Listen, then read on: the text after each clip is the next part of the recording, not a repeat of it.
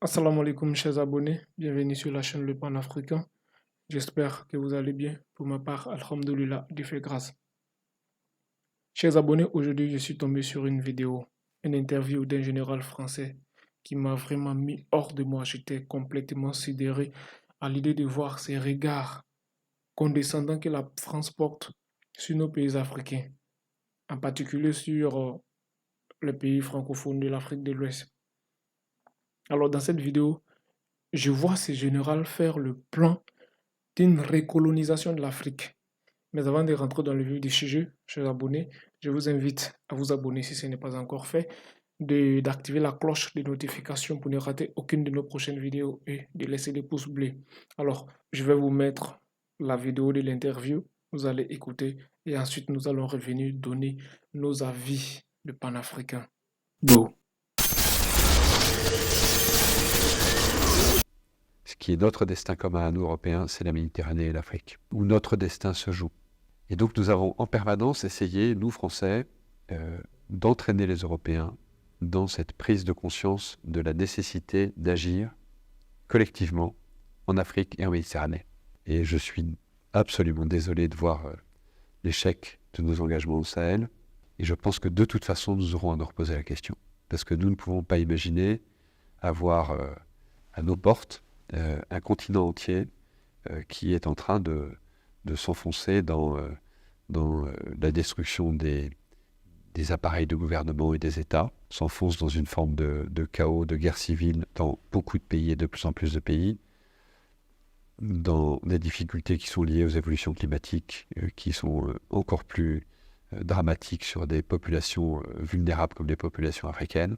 En plus, un continent qui va connaître une explosion démographique comme aucun continent n'en a jamais connu. Et donc imaginez que ça se passe là, dans les 10-20 ans qui viennent, et que ça n'aura pas de conséquences sur l'Europe, parce que nous vivons dans une sorte de bulle protégée par je ne sais quoi d'ailleurs, c'est tout simplement inconscient. Et donc je pense que cet intérêt commun-là devrait un jour faire que l'Europe se décidera à agir comme une entité politique qui ira défendre elle-même ses intérêts, y compris par le moyen de l'engagement de ses armées.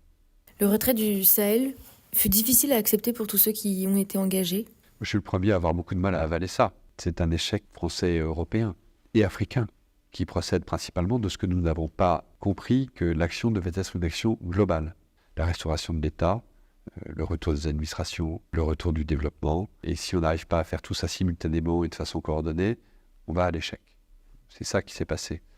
Ce que j'ai du mal à avaler, c'est quand on me dit que c'est l'échec d'une opération militaire. La réalité, c'est que ce n'est pas l'échec d'une opération militaire. L'opération militaire était une dimension. Je suis persuadé que dans quelques années, je ne sais pas si c'est 10 ans ou moins ou plus, nous aurons l'obligation de retourner aider ces pays africains. Ce n'est pas la Chine, la Russie et Wagner qui vont apporter des solutions durables aux très grandes difficultés que connaissent ces pays africains et leur population. Chers abonnés et chers panafricains, cet extrait, vraiment, l'extrait de cette interview me cœur. Ça me fait mal. Et en même temps, je suis révolté. Ça me donne encore plus de courage de continuer de faire ce que je suis en train de faire, de continuer de produire des vidéos, de continuer de conscientiser, de continuer d'éveiller la conscience des jeunes africains. Partagez cette vidéo-là. La jeunesse africaine doit voir ce que ces gens-là pensent de nous. Pour ce général, nous les Africains, nous sommes incapables de nous organiser. Nous sommes incapables de faire face aux problèmes du futur. C'est comme nous les Africains, nous sommes des sous-hommes incapables, dans un premier temps, de s'organiser, de définir nos politiques intérieures et extérieures, de définir un plan de développement pour nos pays, de tracer les lignes directrices de la lutte contre le terrorisme, c'est-à-dire le défi sécuritaire.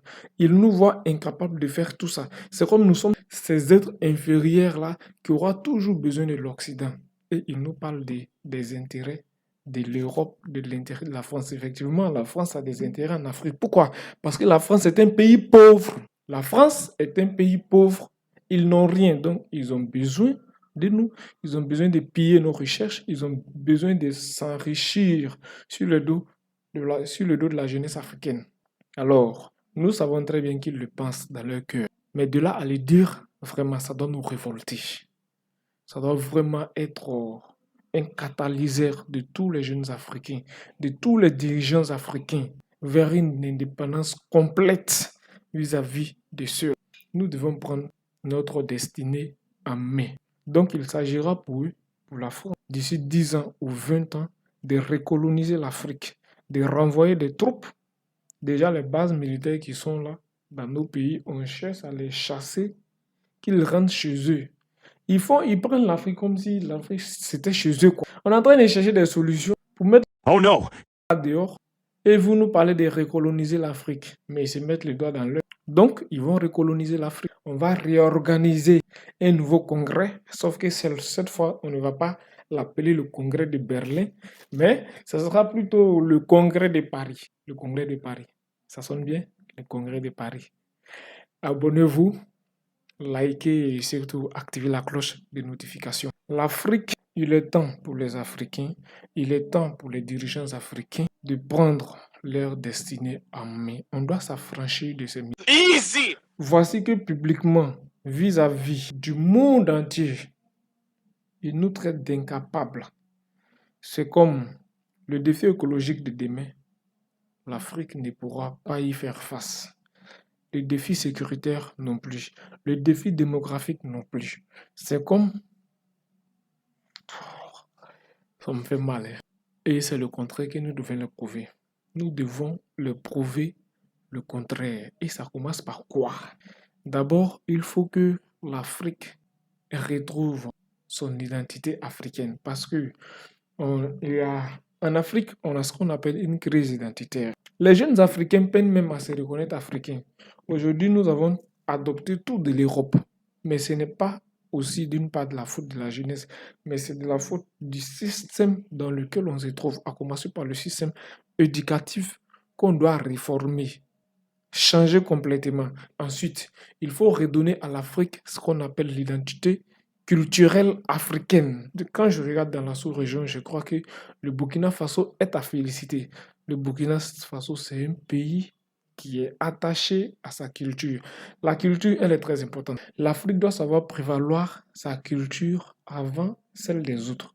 Et qui, à bien des égards, je trouve la culture africaine bien meilleure. Notre culture nous permet de nous exprimer à travers notre créativité. Notre culture va nous forger une identité propre et nous permettra de renforcer cette identité-là, de renforcer cette appartenance à une communauté. Et c'est cela qui va faire naître dans le cœur de tous les Africains cette fierté africaine-là, cet esprit de patriotisme, cet esprit patriote, nationaliste. Quand on regarde ce discours-là, on voit derrière ce discours cet esprit condescendant, cet esprit qui nous place, nous les Africains, au bas de l'échelle. L'avenir de ce monde s'écrira en Afrique. Et qu'on arrête de dire que l'Afrique, c'est le continent de l'avenir. Non. L'Afrique, c'est le présent. C'est le continent de ce présent-là même. Que la jeunesse africaine prenne conscience. Réveillons-nous. Qu'on arrête de croire que tout ce qui est blanc est meilleur. Le discours de ce général met à nu la faiblesse, la désunion, l'incapacité de certains de nos dirigeants à faire face à l'Europe. Leur objectif, c'est de maintenir l'Afrique dans l'esclavage, ce qui va leur permettre de continuer à piller nos ressources, de continuer à étaler leur modèle comme le bon modèle, de continuer à nous vendre le faux. Alors, je vous invite à vous abonner pour les prochaines vidéos, de liker si la vidéo vous a plu et d'activer la cloche de notification pour ne rater aucune de nos prochaines vidéos.